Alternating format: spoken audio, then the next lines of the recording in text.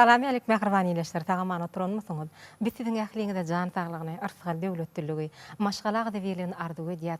Bizi şeýle toýly mekanda ýaşadýan, hormatly arkadaşymyzyň janynyň sag, ömrüniň uzak, tutýan tümleşleriniň ilmi dama, rowaj almagyny arzuw edip, gepleşiňiziň sanyna tomaş etmäne çagyrýar.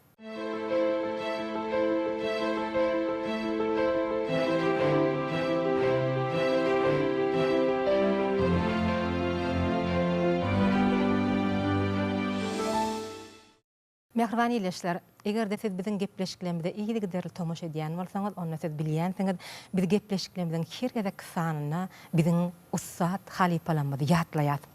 Edidi ileşler, ine hormatly arkadaşymyz, biz öz medeniýetimizi, sunnatymyzy ösdürmäne goşan adamlarymyza gowanmana haklydyr diýe. Bizim hormatly arkadaşymyzyň bu sözlerinden ogry alyp, bugünkü gepleşigimizi ussat halipa, ussat aktyor, Türkmenistanyň halk artisti, döwlet bayragynyň eýesi Ata Döwletowy bagşladyk.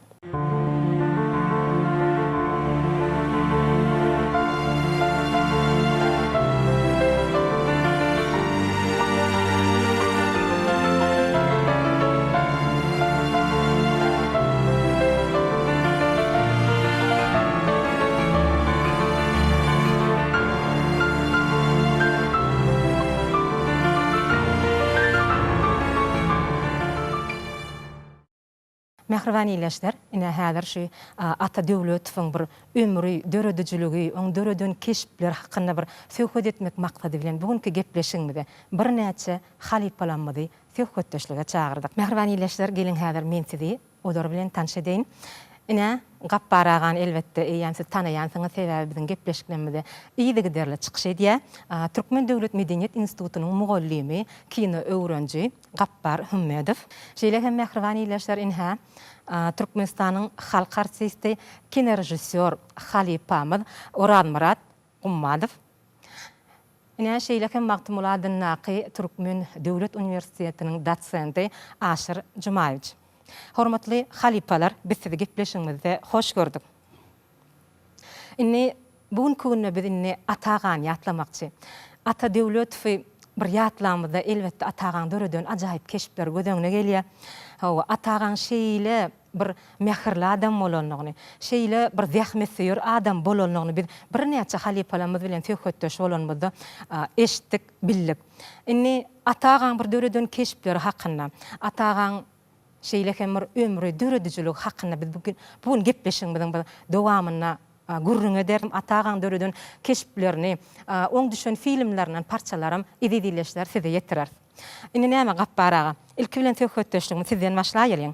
Türkmenistanyň halk artisti, döwlet bayragynyň eýesi Ataga 1912-nji ýylda Aşgabaty etekläp oturan köşe owasyny eniden dogulýar. Ata Döwletow Türkmen teatrının kerpizini goýanyň hataryna girýär. Ýöne ol 1926-njy ýylda Aşgabatda teatr döretmek üçin studiýa açylýar 2 ýyllyk. Şoňa Badar Amanow, Amangul Mämedow, Altygarlyw, Galpak Herraýew ýaly ilkinjiler okak guturandan soň Aşgabatda 29-njy ýylda teatr açylýar.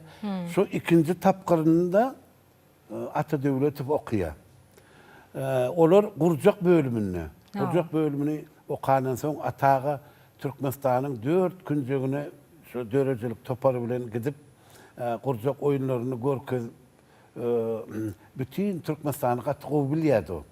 Onuň 1936-njy ýylda eýen Moğolany Pesadyndaky Türkmen Döwlet Akademik Drama Teatryna artist hökmünde onu kabul edip alýarlar. Odan ol şu ýerde özüne laýyk oýunlarda oýnap başlaýan. Mesal üçin Günbatar Ýewropa ýurtlarynyň nusxawy piyesalary, oýunlary bar.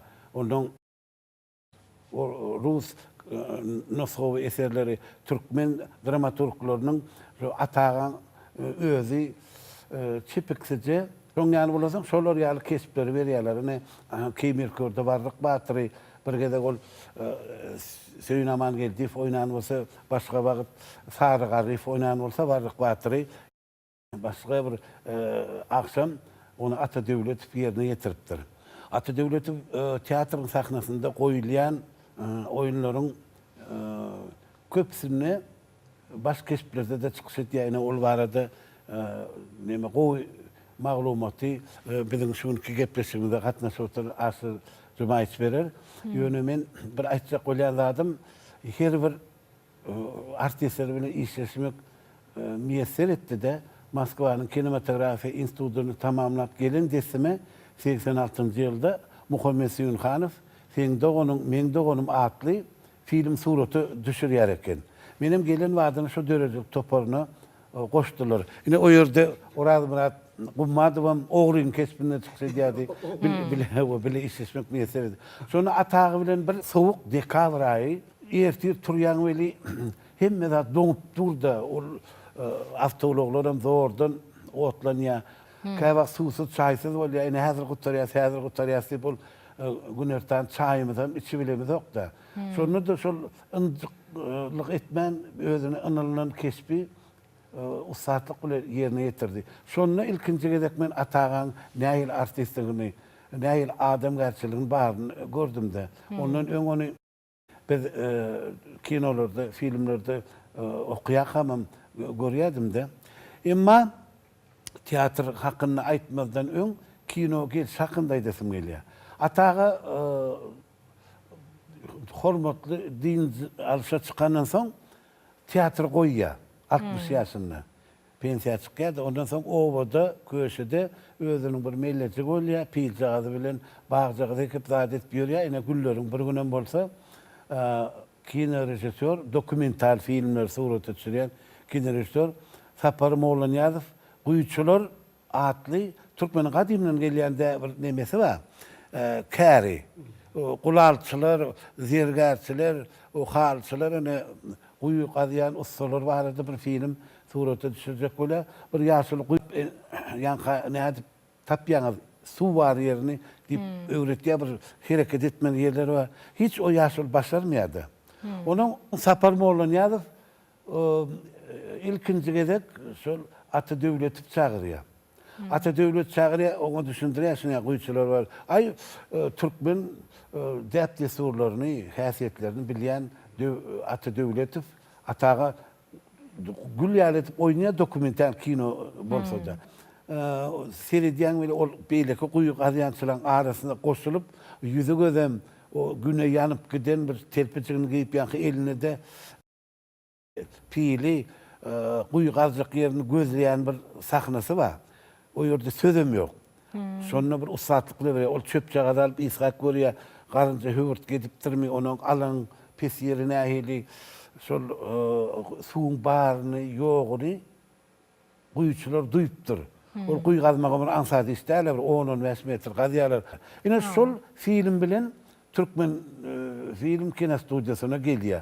Eýem şo taýda da görýäňizmi şol dokumental filmiň bir gowy çykmagynyň özi gapparaga şo taýda atagan şol bir guýu gazmakdan başynyň çykýanyny görmek bolýar şo taýda.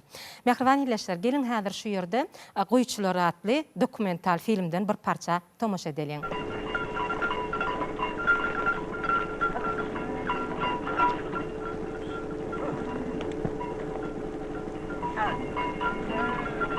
Hani gel kardeş, soňky param reýleşeli. Şol görkü suw diýipdirler, suwuňa taýyn. Bu guýçularyň 3 aýlyk rahmeti.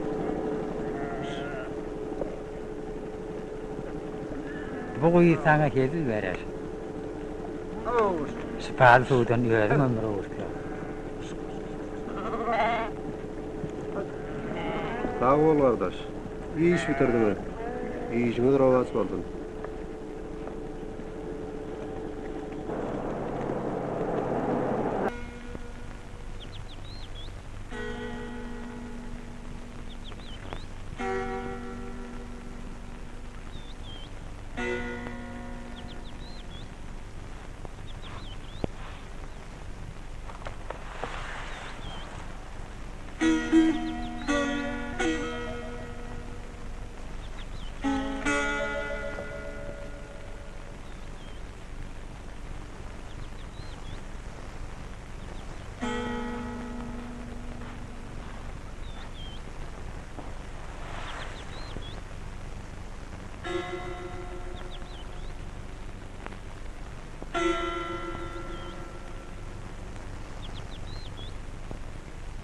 şölüňem tilsimler okulmadyk bir kitapda. Depewli depäňem gol bile goluňam tapawudy kenne. Müňdürli ot şepiniňem her seniň öz aýratyn bir manysy bardy. Şägetiniň sesi bir üýt goşukdy.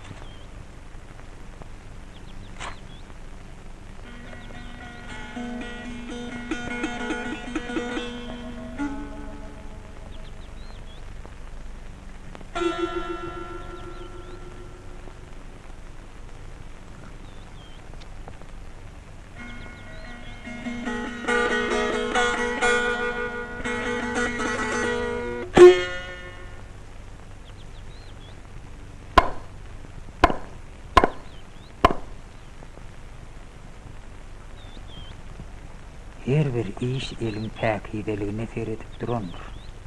Halal rahmet bolsa bize ata-babadan miras kalandyr.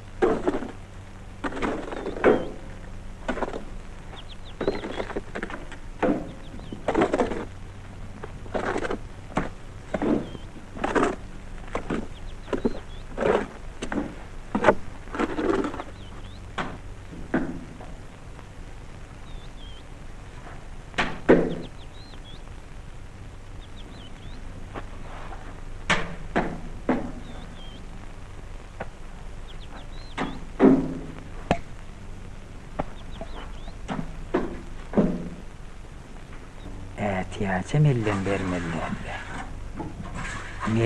Metr berkitmesem opurlaýma kopam taşda dälir.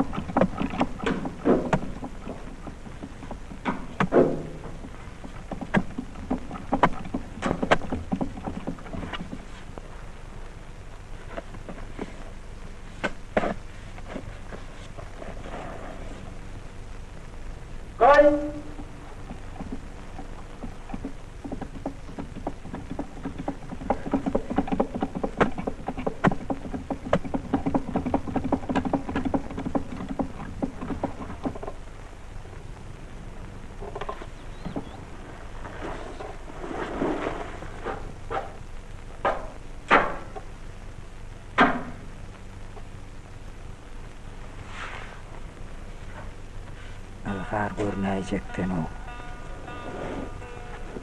Yer derlediga bolmadım diýdigidir.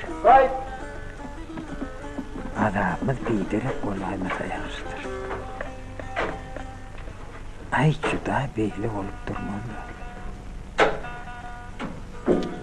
Elhi pus biçelin oýunyna düşer daga derler.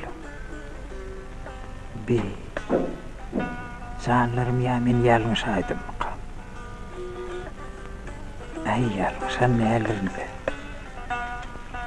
Görmelle. Yeni bir kilometrden belli varlı. Ay garaz ýokurdy da aňsat däl boli.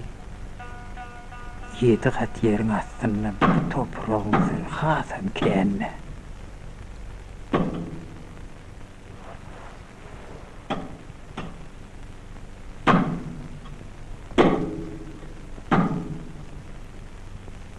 Ha, bolmady o. Näçekdi? Elbette her sapa şowuna bolup duran bolsa onu bolaýmaçam. Behbit boldum.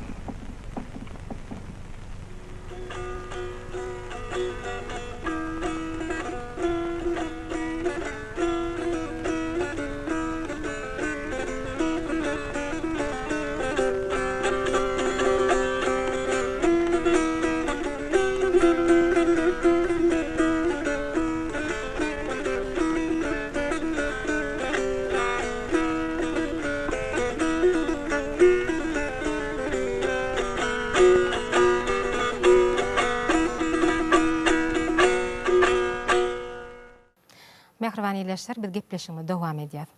Inni Orhan Murat Halipa, ine şu biziň gepleşigimize gatnaşyp oturýarsyňyz da. Ataga bilen elbetde size işlemek meser edipdir. Atagaň elbetde nähilekdigini bizden gowy bilýänsiňiz, dogry. Ata hakynda bir gurrun berseňiz, bile inçeme filmlere bir gatnaşypsyňyz, şol keşipler bile döredipsiňiz, bir şolar hakynda bir gurrun berseňiz.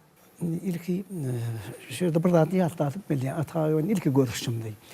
1964 ýylda Moskwadan ilkinji institutu bitoryp işe gelemde. Çok modern teatr bilen bizim edil şo ýürüm ýaş Tomasor teatryny açdyk ben. İki teatr bir jaýda ýerleşýärdi. Şu ilki gelýärmede şu sentýabr aýym orada bilem ok. Şu teatra gelemede ýürek gelýärse ýerden. Ol turganda şu kän ýer gelýär.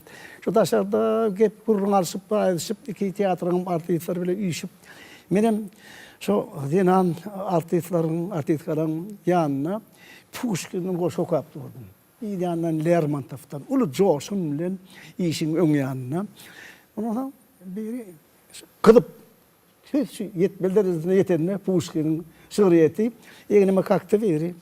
Kalktı olayım anlam, benim salam hakim yaşlıydı. Ben onu tanıyan, ön döndüleyen, öyle videoyu birinci kere görüşümde oldu. Ama aytti, Pushkin Lermontov kovu da attıydı o kanıdı. O koşumda bervetelliydi. Yine dedi, mağtım bulu bağlamız atamda var dedi.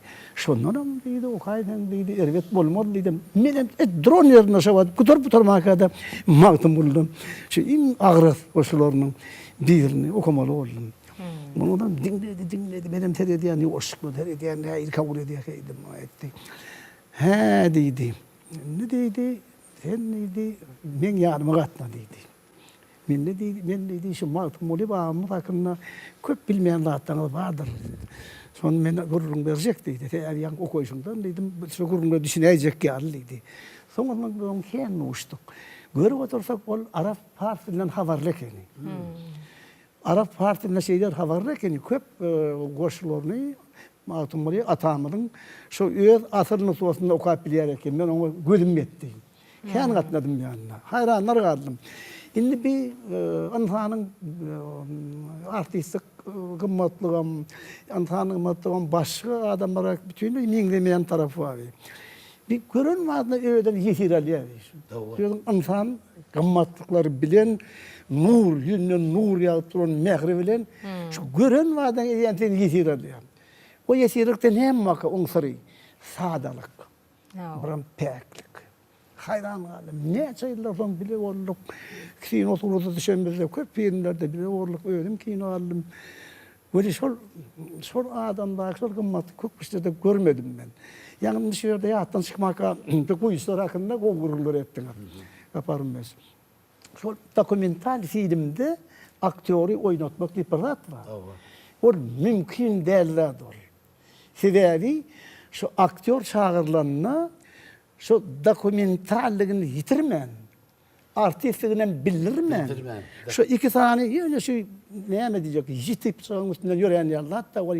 Şunu yaşayışını ben hayranlar kaldım. Bir görsene tanıyanım meşhur artist Atadevletov. Yine görüyen o artist değil o. Hakikaten yani sizin bu verdiniz de şu guyu diyen sunuvatam katku bilen olmalı.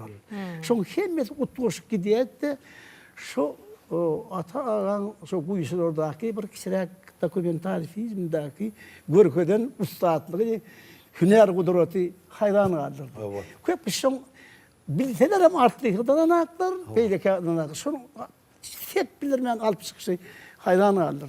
Bulan yani senin doğanın benim doğanım da sen işe gelen de para gelen de şu filmde bile düştük.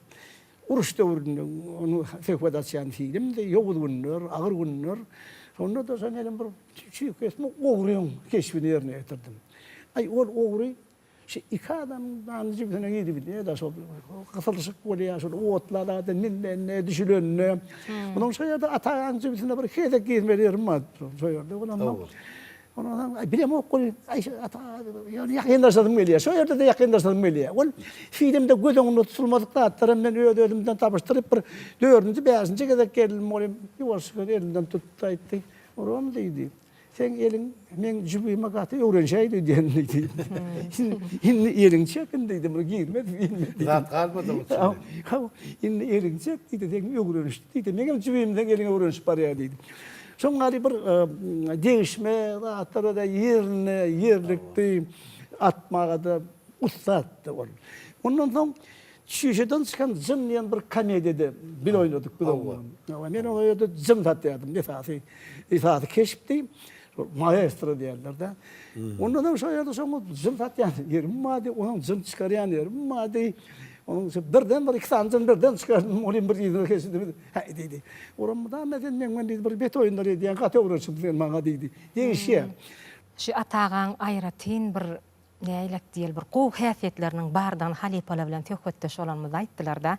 Ine şu biziň Türkmenistanyň halk artisti kino rejissor Halmamet Kakabayew gurrun berýärde. Şu atağan şeýle bir gow häsiýeti baty diýe. Gelmeli iş yerine diýär bizden öňe gelýär diýär. Şeýle bir gow häsiýetleri we atağan diýip ýatlaýar. Ine gapparaga ençeme filmler bar diýdik de, ýani şu atağan döredin keşipleri bar diýdik. Türkmenistan'ın halk artisti, kino rejissör İlmurad Bekmeyev, Leningrad'ın kino institutunu tamamlap gelen desini, ol 40-çylarda bir film aldy. 40-çylar barada.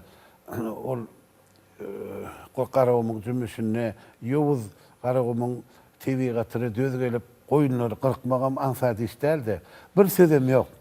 Onun şu filmi suraty düşürüp diplom işini goran soň yani Bulgarya'da geçen bir festivalda dokumental film festivalına baş bayrağı münasip bolýar.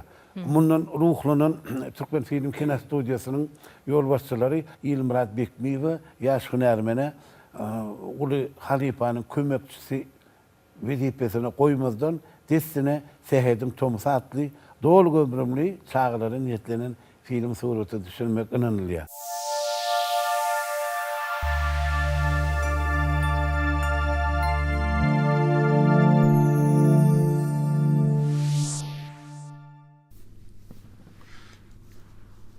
Atadevletov beýlenni ol bir ýanky mähirli şahannar adam bolup geçen. Ol ilminde ama duşoňda ýylgyryp duran mähir bilen gepleşen adam. Men ýaşlykda köp artistler bilen tanış. Sebäbi meniň kakam Türkmenistanyň halk artisti Nazar Bekmeyew hem Atadevletov bilen şol Moğolbet adına teatrda artist hökmünde işlerdi. Hakan meni her gün ýene teatra ekidip şol taýda goýulan spektakllar görkezerdi. Ýönün he soň Ata Döwlet bilen men Leningradyň Sungut institutuny guturup şonu rejissur hünärini alyp gelenimden soň Türkmen Film Kino Studiýasyna goýunçy rejissör bolup işledim. Ine şol ýylym 1976-njy ýylda Fehedin Tomsy diýen çeper filmi surata düşürmäge başladym. Näme kino diýilende ýanky esasy kinoda artistler, şol artistleri şol kino üçin saýlamak kyn iş. Her bir keşpe bir näçe aktörleri finadan geçirýär.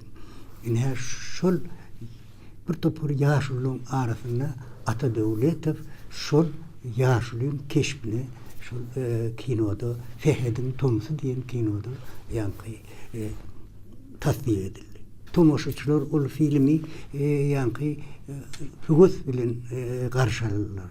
Näme Ata Döwletow diýilende ol bir şeýle bir mähirli adam öz işini gaty derk adamdy. Ine men näçe ýanky ir baryp ýanky şolary garşy almaly bolýan, emma Ata Döwletow eýem öňündedir ýa grim edilýän otoňyny eýem taýýar bolup durandyr. Şuňaly ýanky sunwaty ýanky medeniýete berilen adam. Yine de bir filmde işlemek meni mesir etdi. Ol Türkmen halk ertelkilerinin esasyny Cennet Bağı diýen ýanky kino. Şonu da Ataga Türkmen ýanky ýaşlysynyň keşbini ýerine getirdi. Ol filmim ýanky çağalar barada. Men köplen çağalar barada film alırdım da ertekler ýanky va ne alıp görsep Jadlyk hünji, ak pamuk, ak şuňwary şul ertekleri çağalar barada ýanky düşürürdüm. Ine Ataga da şol Cennet Bagyna bir ýaşlygyň keşbini ýetirdi. Ataga artist hökmünde ol artist boljak bolup ýanky suraty düşmeýärdi. Ol şol özünün ýanky durmuşda nähil bolsa edil şoň alam ýanky suraty düşürdi. Ol hemewat ýanky suraty düşmeden öň ýanky ýanyma gelip İlmirat filmler şul epizodçuk barada maňa gurrun berdi. Men Ataga film kino ssenariýany okudum ahirem diýsem wah okumak başga mesele, rejissörün ýanky gurruny başga mesele. Sebäbi şol rejissörün etjek bolýan zady edil şu maňa düşnükli bolmaly. Ine şol bilen ýanky ikolup gurrun edip ýanky şol epizodyň manasyny, şol epizodyň tomoşaçylara diýjek bolýan zadyny şeýle düşündirersiň, ha bolly, inni düşdüm diýip gitmäni edilýäni ýanky diýsen ertekidäki ýaly ýanky edip oýnap bererdi. Şol bir aktörüň özüniň bir ýanky Hacıwy özünün islegi şol Ata Döwletde hemewat barda. Ol hemewat ýanky kino ýanky meýdançasyna taýýar bolup gelirdi. Şoňaly artistler bilen işlemek rejissöre da, surat alýan ýanky bütün topara da ýeňil düşýärdi. Men şu wagt Türkmen Döwlet Medeniýet Institutunda rejissura hünäriniň taliplere sapak berýär. Biz şuňaly medeniýetde, sunutda ýygalyk giden ul hariplere sarp goýýar. Her bir taliba, her bir halipanyň geçen yolları hakda. Oların durmuşda yaşayışı hakda. Oların yankı kinoda, spektakıllarda, oynarışlık hakda gurrun berýär. Bu bizim gurrunlememiz, bizim mehriban taliplerimiz için ulu mektep bolýar. Hormatly prezidentimizden bizim geçen halipalarımıza ulu hormat koyýar. Şeýle halipalara ýaslamaga yol açan hormatly prezidentimizin jany sag bolsun.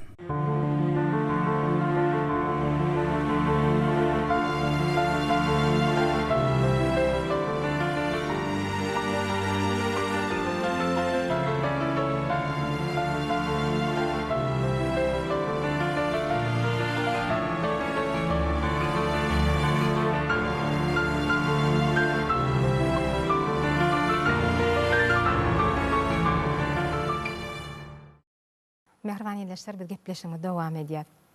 Ine Ata Döwletov ataga ömrüniň köp bölegini teatrın sahnasynda geçiren. Teatrda da ençeme keşipler bilen türkmen halkynyň aňyna galan adam. Ine Aşyr Jumaýew, sizem şol teatrda bile ataga bilen işläpsiňiz. Bir näçe keşipler jalanlarypsyňyz. Şu teatrın sahnasynda ençeme halipalar bilen bir işläpsiňiz. Şu ata hakyna sizem aýtsaňyz, bir teatr sunugatyna, teatrın sahnasynda nähilek bir ataga. Halipalar bilen Türkmenistan'ın halk artisti Döwlet Bayramynyň eýesi Ata Döwletow ýatlaýar. 60-njy ýyllaryň ahirine 70-njy ýyllaryň başlaryna Mollnepet adynda Türkmen Döwlet Akademik Drama Teatrınyň studiýasynda okumak maňa meser etdi. Şonda Ustad halipalar Amangul Memmedow, Bazar Amanow, sonra Suray Muradowalar, Sabratayewa, Aman Gurban Durdayev, Ata Durdayev, Ata Döwletow, Nur Muhammed Keşşikow taýynyň oýunlaryny ýakyndan synlamak hem de biz köpçülik sahnalarynda oýnaýdyk. Şol halipalaryň çykyşlaryny synlamak, şol halipalaryň teatr sunugatyna öýlerini alyp barşy, keşipleri ýerine ýetirişi bizim üçin giden bir mektepdi. Ata Döwletow Gogol'un derin ölçüsünde Lepkin Tepkin oynadı. Lepkin Tepkin'i. Şu Hlistakov'un yanına gelenle şu Lepkin Tepkin deyip şeyle bir atı kızıklı edip aydadı. Bütün tomaşıçılar şunu öğren kızgın karşılayadı. Şol keşfi. Hem atağa Oraz Murat halifamız doğru belirledi. El çağı yar adam diye. Kiçiler bile kiçiler yalı guruşya, ullar bile ullar yalı guruşya. Şeyle bir hoşgulaw, şeyle bir adama yakın. Doğru belirlediğin sol adam geplep başlanın şoň gowa adamdygy bildirýär da. Gowa adam. Yüzünden nur ýagýar. Doğru aýtdyň. Bir de ýaşlara ilmide ama yüzlenip oğlunlar siz keşipte oýnajak bolmaň. Şol keşipin içine girin. Özünü girin. Ýöne daşyndan oýnanyňyz hadap däl diýdi. Täze atagy özüniň 85 ýyl ömründe teatrda da, kino sunugatynda da ýatdan çykmajak keşipleri bize galdyryp gitdi.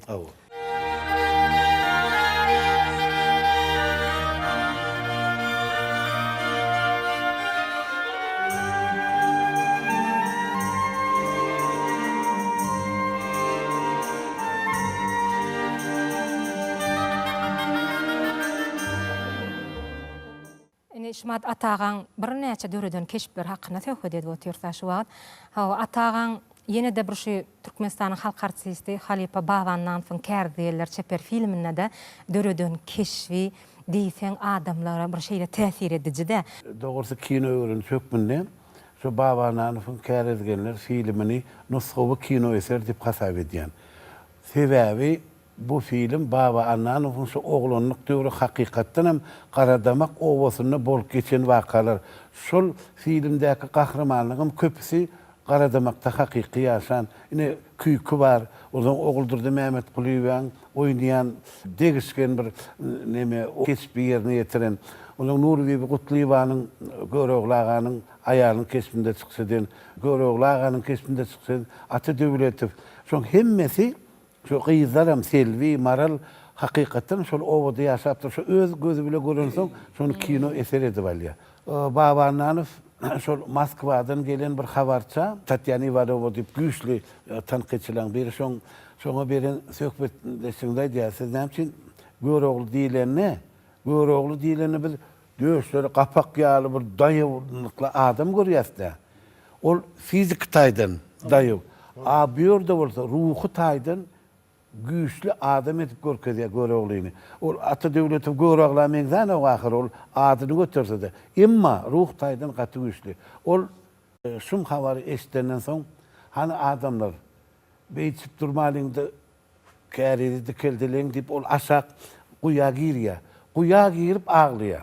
Halk oň aglanyny görmesin diýip. Eýle şu sahnalary menem käbä telewizionyda goýberlerde seredýän damagym dolýar.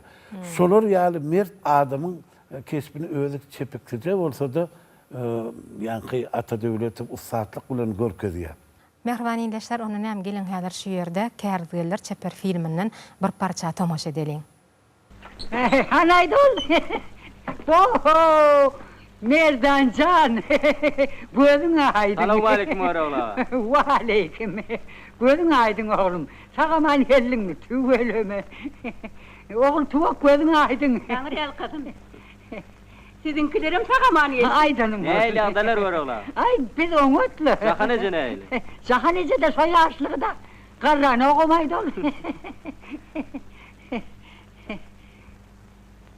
Hani aytsana, otki uruş nahili, bizimkiler ne çık? Yönü var yalar. Berekella! Bahar ulece. Buğday. Aynı bak Truvar sen öyle buğdayı halas etmedin. Kurbanımın luğunu ya işini.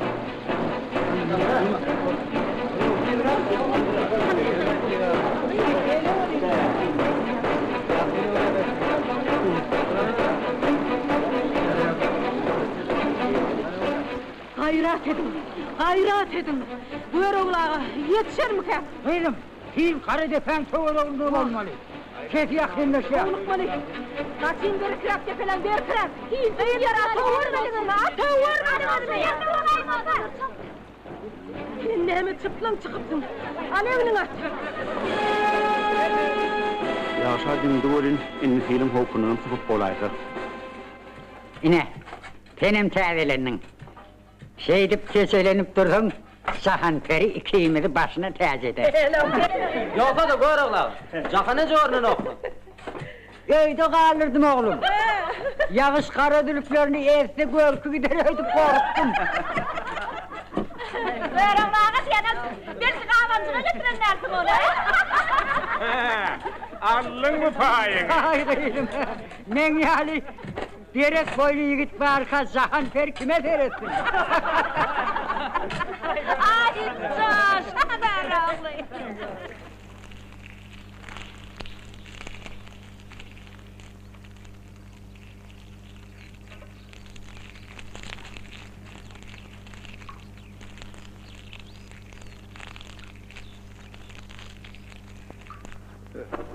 Çekiverin.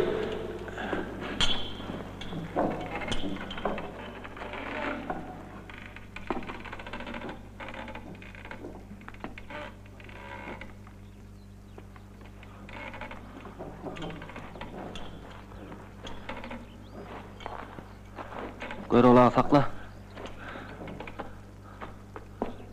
Ay dur. Dur.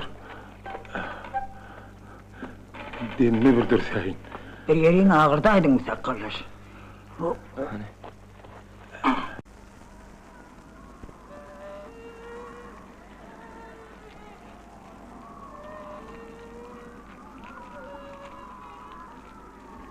Atımğa yetiriyen ekenin oğul tuvak.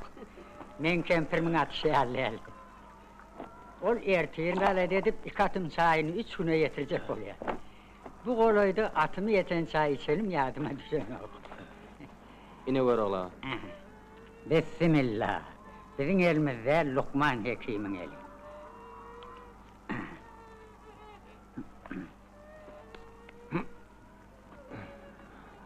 Yuvasıra kov.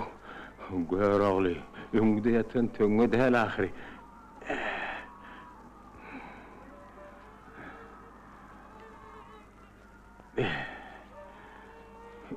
Ölümden taplapdyr o. Adil nähir olanı duýmam alaýdym. Birden bilim uçan ýaly bolaydy. Adil demni vermedi. Men sana bir kempircik edinip bir wagt aýtdym ahiri. Sen bolsa şol seljerdin ýördüm, birine gaýky diýdin, birine kuýku diýdin. Goýsana gör oğlu. Tapdyň oýnatjak wagtyň. Ýatynny, birin urlan gaýyn ýaly boldy. Deminni pelle hana yetäýdi öýdýän. Sen şonu ýangy bilýärmi? Sargydyň bolsa aýdy ber. Sargydymmy? Sargydym. O ýerde bir aramyzy açyrak goýdunlar. Ay kulturan, bahar güýçüň diliňe geçip durýar.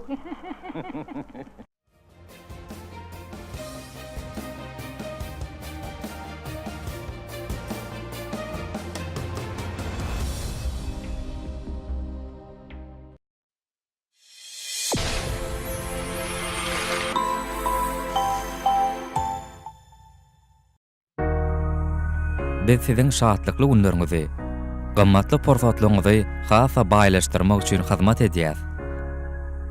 Biz siziň internetden sargan zatlaryňyzy hem gysga wagtda eltip berýäs. Siziň bize ananan her bir zatyňyz gözümiziň görejýän ähmiýetlidir. Dünýäniň 100den gowrak ýurduny we ýurdumyzyň ähli günjegini siziň poçtaňyza iň gysga wagtda gowşurmak üçin çaparlarymyz gije günni zähmet çekýär. Türkmen Poçta çaparçylyk hyzmaty teýdi we ynanda. Altın Zaman Kämil Marketing et önümleri bölümünü 23. Mart'ta şenme günü ular dağılacak. Fursatı elden verme, dükkanımıza sevda etmeye.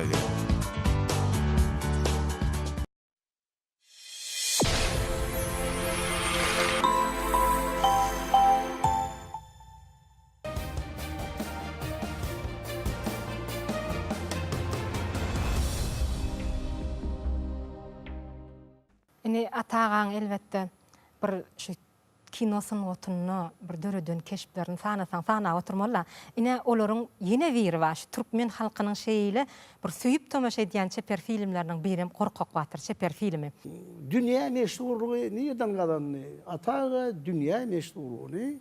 Şol rahmet, hormaty rahmet Gudgen'in son kinon üstü bilen.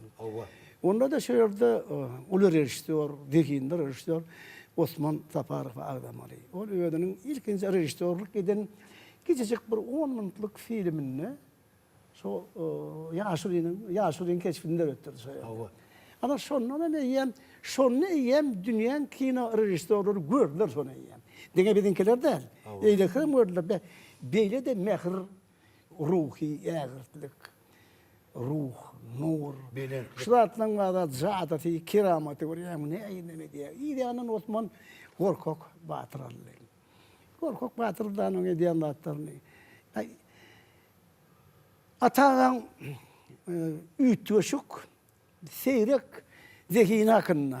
Dedim, onaki tevigiligi, anandırıcılık, keramati. Onu hiç bir artistler ölmeyen, köp artistler gördüm bunu. Mene denebilecek. Doğru. Onun için Korkak Batır'daki eden adam, men kurimçe, şu ömrüneki dörödön keşitlerin bir cemleyici deneyal bir zat oldu. O filmin dünya meşhur oldu. Yankı dediğinizde Korkak Batır filmi dünyanın köp yurtlarına aylandı. Sonra yani kino festivalde baş bayraklarının almağının sebebi var. Yani emin ağzaları Türkmenler özüp gelen nesildi beydip terbiyeler kendi. O aktığını alıp gidiyor o çölü. Soyurda yoğuz durmuş geçiyor. dünya beklerinin sırrı var şöyle. Sırrı var, Dünya sırrı beklerinin var. sırrı var. Men üçin şoň üçin ata ağança oynan Mergen ağası şöyle ýokary baýrakly kino festivallarda eýe bolmagyň sebäbi şol hakyky türkmen halkynyň öz neslini näil terbiýen edýänligi barada bolanlygy üçin. Ustadlyk bilen oýnapdyrdy. Edil şol atag üçin ýazylan ssenari, atag üçin düzülen film şol. Hakikaten şol keşfi gaty ustadlyk bilen janlandyrypdyrdy ataga. Sebäbi ne görýäs-de şo filmde ullokan bir mektep bar. Edip terbiye var. Yaşlara bolan, nesillere bolan. Onu näme edilýär gelin häzir şu ýerde Gorkak Batyr Çeper filminden bir parça tomaşa edelim. Ya oğlum. Korkma oğlum. Ben sana aittim ahiri. Sürügeleyince çekini kuyudan çekip çıkarmalıyım. Yoksa mağlar iki meğer su arasını gören ne alır? Korkma oğlum, kuyuda korkor zat yok. Sen yürü, şu yüpi şeker dansan oluyor. Ben sen derrev çekip çıkaralım oğlum. Yok hadi beni çeker. Yersen yerine ben verdim de, sen beni çekip çıkarıp bilecek mi? Yok, bir yerde ikimizden aşağı adam yok ahiri. İkimiz çıkarlar şu çekini. Hadi diyen çıkaray.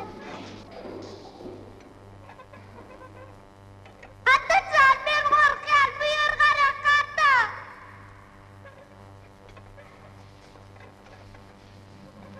Bayıcı! Ata ben daha ditmem ben korkar ata. Ata çıkar beni. Çık.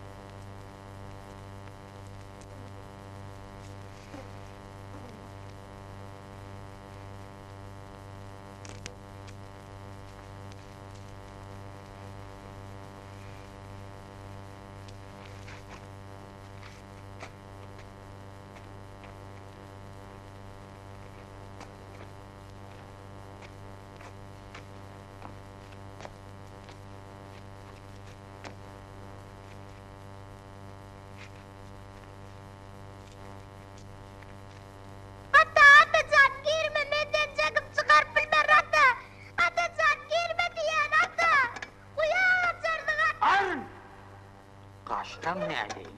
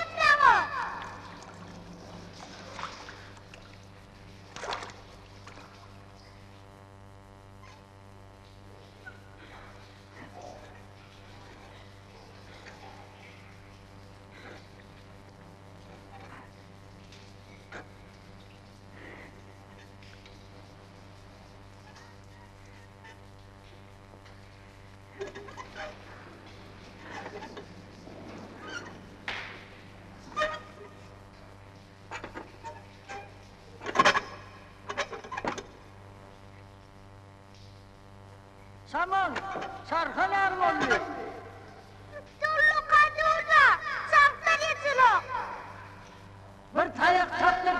geçirdek bol.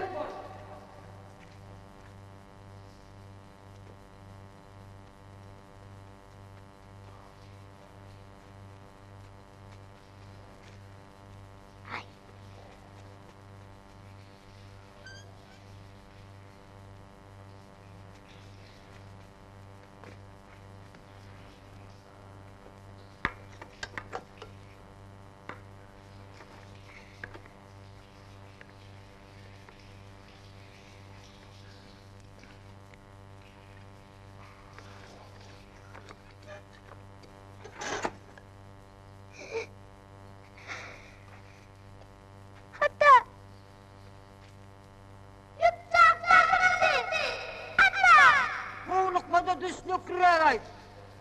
Çarpmasın diyen. Yipi kovşa doyun vali, çarkadan.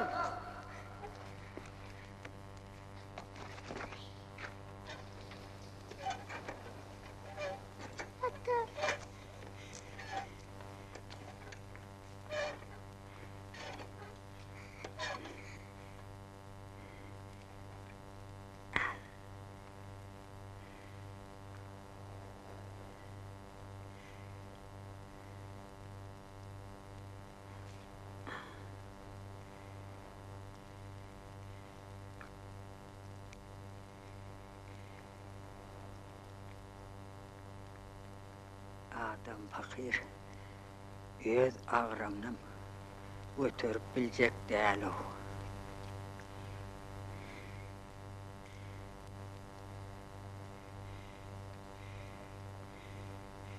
Süreme geliyor.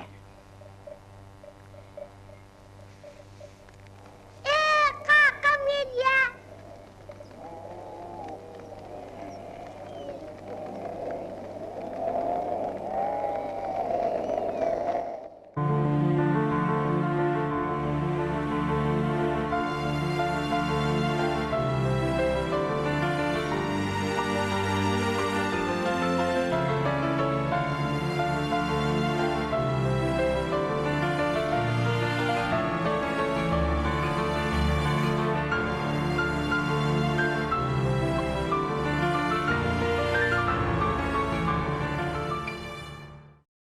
Ustad kine rejissör Türkmenistan'ın halk artisti Halmamet Kakabayev hem öz filmine atağanı bir çağıranını hakkında atağı bilen işleşenliği hakkında bize gurrun verdi. Şu yerde biz hazır şu Halmamet ağan beren gurrunu illeşlemede yetirelim son sökөтtöşlüğümüzde devam edýär.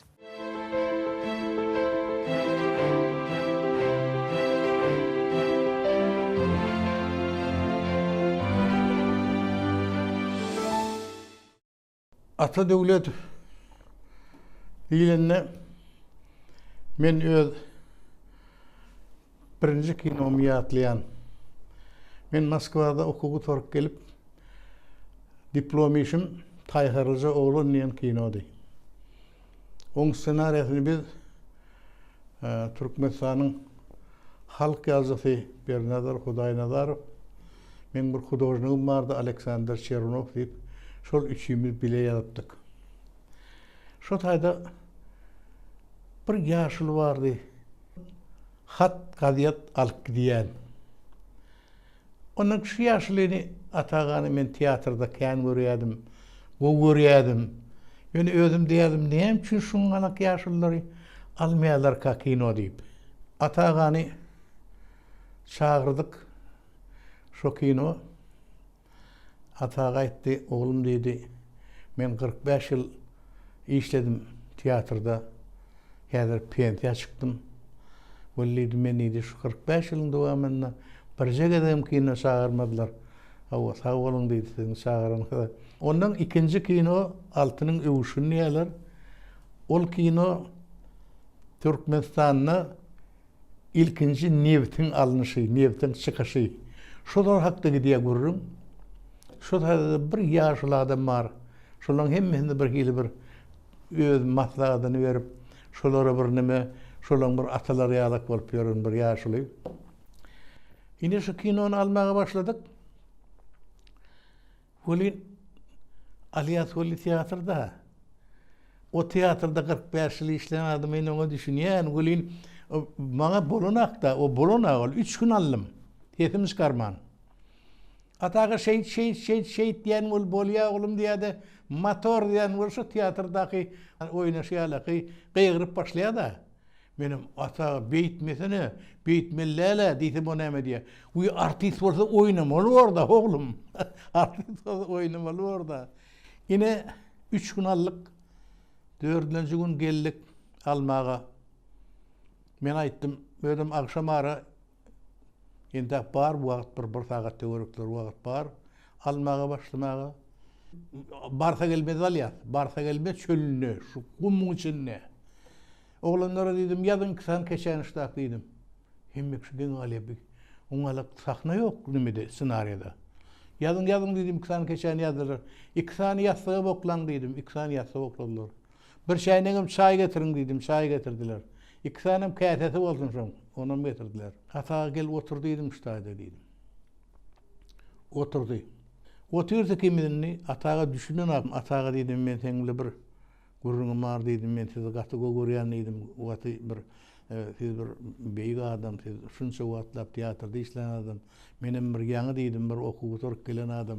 Men planzat diýmäge dedim, size bir çekinýänem dedim. Ýene dedim, bir gurrun etmek hiyalim var dedim, şunu aňyrdan mehmananadan gaýdalamy bar pikir edip gelýän ýolla dedim. 20 kilometr görüp şu gumuň içinde alýan ýerimiz var. Goturdepede ýaşaýat. Onun atağa dedim, men bilýän birje oğlum var dedim. Howa dedi, var dedi. Atağa onu dedim, siz meni öz oğluňyz hasap edin häzir dedim. Ýöne tiyatrym ýadyňdan çykarın, kinonum ýadyňdan çykarın, kimi dedim, şu atal oğul otursa dedi. Howa dedi, eýem düşüne uradı, bir zat diýjek bolýanmy. Dedim, bir bolmady iş edipdir dedim, oğlum dedim. Şoňa dedim, bir nimet bir käýe dedim. Hiç kim ýok dedim öýde. İkinciden başga adam ýok atağa. Bolýa dedi. Çay koydu, bana verdi, öz allı, ediş atılı ol. Cuma dedi, sana bir bulmaz hiç edip, sen gülün, asıl yönü bir gülü al gürlüğe otur da. Bolla tağa dedim, sağ olun dedim, häzir bizin alacak kadırmaz da. Eli yankıça sözlüğün ait yönü, Cuma edýän sözüň ýerine senaryodaky sözler aýtdyym. Yetim çağalan öýü, şu öýde terhelenýän çağalar barada gidýärdi. Bir de bagwan şol nimen howly şeýle bir gowy, şeýle bir umut bir o adamsy o kino diýilýän zat bir zatda. Şol adamyň oýnamaýanlygyny görkezip bolsa, şoň ýaşaýanlygyny kinoda ýaşamaly. Kinoda ýaşamaly. Atağın gözlerine seredende o taýda başga hiç şeriklerden bilenak ol kino diýilýän zat umuman göz. Göz bolmaly kinoda, şu gözem onuň halkyň içine ýaýranyna sen şu keşipden gözüňi aýryp bileňak. Ine şoň alaky keşipdäki ýaşully. Adam kärçil şeýle bir gowdy. Şoň birje ýerde men 6 tane kinoda men şonu surata düşürdüm. Ay mena şoňa yaramok, eger yaramýanam bolsa, ýa-da bolmasa oglanlar şuna şeýlerek ýagda ýa hiç şurada da atağıdan eşiten adam ýok. Atağı hakyky sunnata berilen adamdy. Şu günler saýlama ahal tekatlarymyzyň galanyny barmak basyp sanaýmaly. Ona mellen giderýär. İngilislere halit içinden çıktı. Bu atoğur haranda da alhanım taylamatlarının kim dediğini, nir dediğini 5 parmak ýaly bilýär. Olary yüzüň üstüne burnun var diýip bilýän ýok. Vah, ne edersin? İçimi it ýertýär bolup alaç ýok.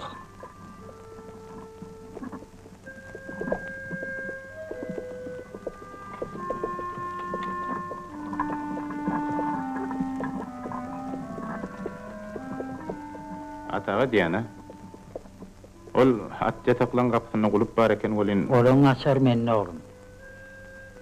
Yöne bir işler sen yeku özüňe başardarmyň ha? Başga adamyň mami? Şuwa da kimiz. Ede köplik ekenik.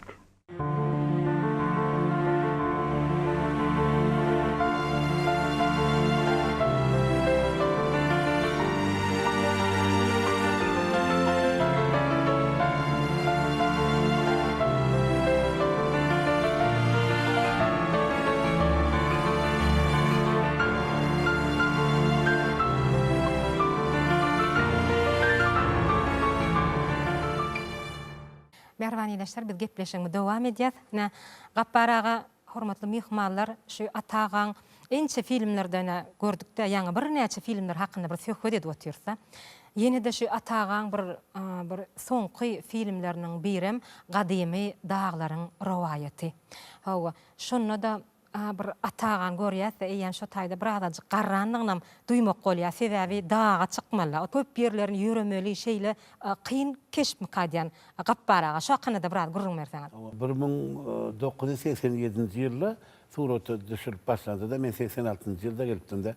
Ýaz geldi Seýidow şu filmiň baş gahremanyny atagada görýän dip aýak tepdi durdy, men şonu aljak dip. Hudaý berdi durdyýsyn, gaýalardan hem güýçli atly bir romany bardy da. Şonu okak gören soň şondaky waka adam insan bilen tebigatyň arasynda gatnaşyk insan şu bir çykgynsyz ýagdaýa düşeni öz insan del mertebesini ýitirmän özüni alyp çykmak barada şeýle gowy pikir bar eken. Ine şu pikirim bolsa ekranda görkezmek üçin ýaz geldi Seýidow Gadym daglaryň rowayaty atly filmi suraty düşürmäge girişdi. Elbetde sonu ýaky diýişiň ýaly fizik tarapdan oynamak o ataga gat kyn düşdi. Sebäbi daglaryň gaty güýçlidigini, onuň bir ägirtigini görkezmek üçin kinonyň suraty düşüren dörejek topary köýten dagada gitdi, Köpet dagada Täjikistanda da Almanya ruhsat alyp oňa da gidip geldiler. Onu näme? Gapparaga hormatly mihmanlar, şu ýerde elbetde ýanky gurrun berilen filmden Gadymy daglaryň rowayaty çeper filminiň bir parçany iýleşdirmede hödürlesek ýerlikli bolardy. Onu näme mehriban iýleşler, gelin häzir şu ýerde Gadymy daglaryň rowayaty çeper filminden bir parça tamaşa edelim.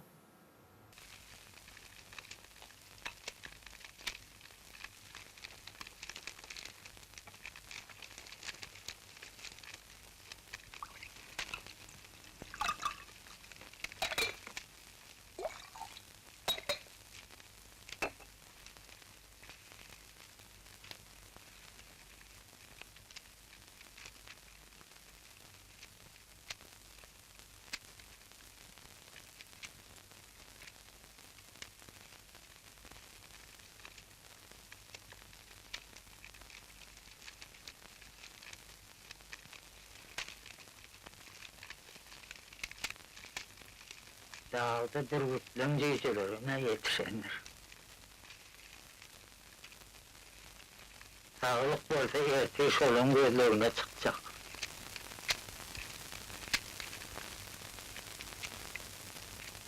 Nereden men bile gider?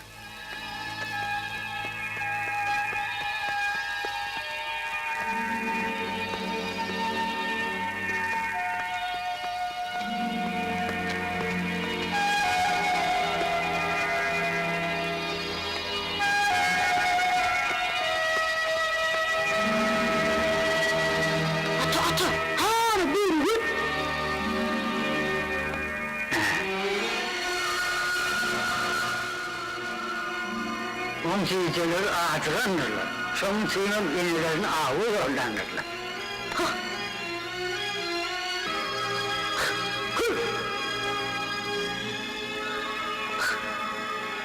İn oğlum, şu kovukta düşler.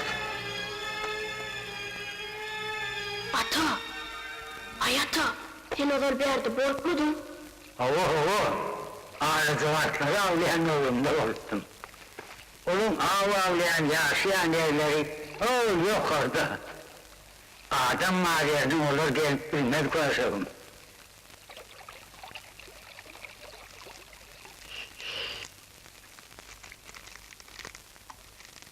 Bilice bir yerde yatarız koşalım. Ertir minnin meylep uğradım mütmeli vardı. Amin mi? Sen eşetimle kazardın körsün. Şeref olmayan barcak yerlerine çıkıp bilmez.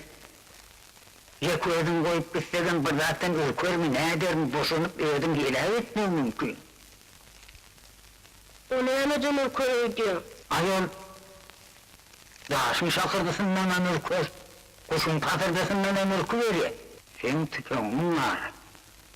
Oğlum, ertirmen günü yaşayansa gelmesem, bana karışman eşesinin minni ova kaydıver. Bu ne için ben gelmersin? İnşallah gelirim. Bilip olmaz. Diyeceği varsan sen bana karışman kaydıversin. Atacan, tenini karrattın. Yaşımda kuş ne emel verip? Gitmesin Atacan. Bak kuş sana verip doğru köşegim. Men minni köpün geçip ağzın ağlıptır. Ölüm köşkünü sen çekmeli. Men ölümsen kuşlar sana alır. Dünyanın neyine sen ölmüyorsun. Kim öyle söyleyendir diye.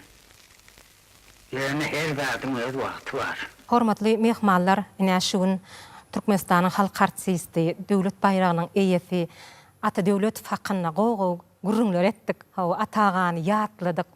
Hormatly mehmanlar, köp sag bolun. Bize işiňizde uly üstünlikleriň ýar bolmagyny tüýstüreňizden arzu edýär. Biziň medeniýetimizi, sungatymyzy ösdürmekde elmadama üstünlik hemraňyz bolsun. Sungatymyzyň hakkı gonary arkadaşymyzyň janynyň sag, ömrüniň uzak, tutýan tümli işleriniň elmadama rowaj almagyny arzu edip, sungata singen ömürler atly gepleşiňiziň bu gedek sanam geçir gutorýat. Mehriban ýerleşler biziň ähliňizde ýene bir gedek jan saglygyny, yrskal döwletçiligi, maşgala agdybyligini arzu edýär. Hoş sag bolun, saglykda, toýlarda görşelim.